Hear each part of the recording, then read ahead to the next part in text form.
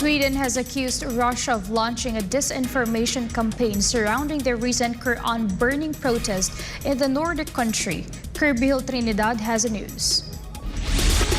Swedish officials are pointing fingers at Russia as the mastermind behind a disinformation campaign concerning the Quran burning crisis. In a recent press briefing concerning the recent influence campaigns against Sweden, Civil Defense Minister Carl Oskar Bolin said that the country is a victim of a disinformation campaign backed by states and state-like actors aimed at harming its interests and its citizens. Meanwhile, head of communication at Sweden's Psychological Defense Agency, Mikael Östlund, said his agency had recorded at least 1 million publications connected to the Nordic country.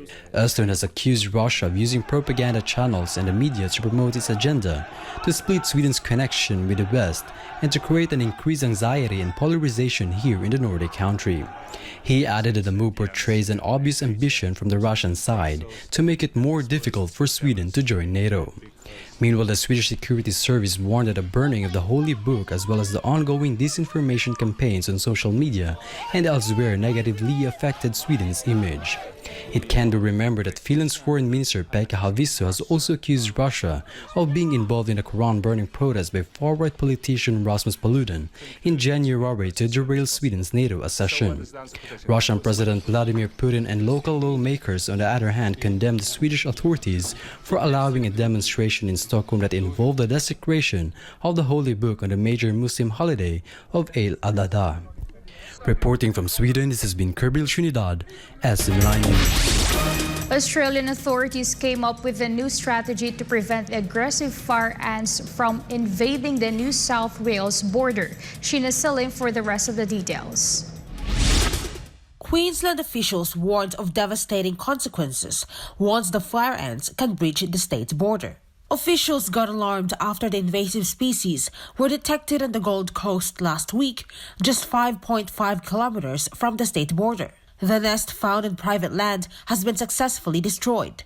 Authorities said it has been the closest detection ever made since they were first detected at the port of Brisbane in 2001. A biosecurity control order is now in place to prevent the movement of materials that could bring the ants inside the border. Originating from the lowland areas of South America, the aggressive fire ants are considered one of the world's worst invasive species, as they can cause significant damage to the environment, attack humans, and pose a threat to the economy. Their venom can also cause a severe reaction in hypersensitive individuals and are responsible for killing people in the southern half of the United States.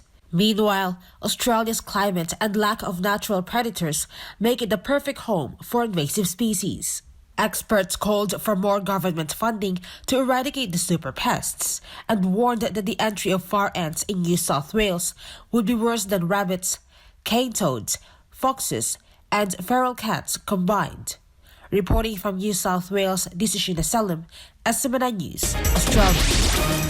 The deadly wildfires sweeping across Europe have now claimed over 40 lives. Justine Nazario reports.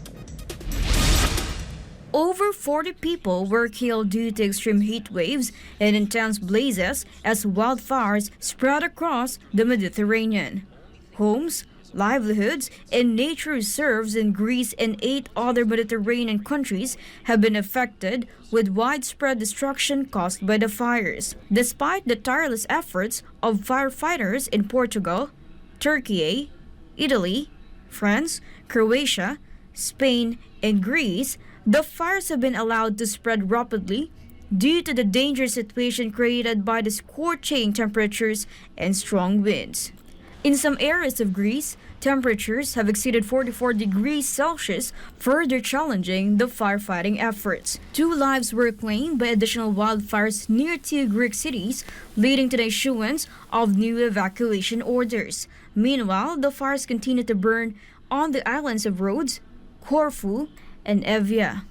Meanwhile, Algeria is the most hit country.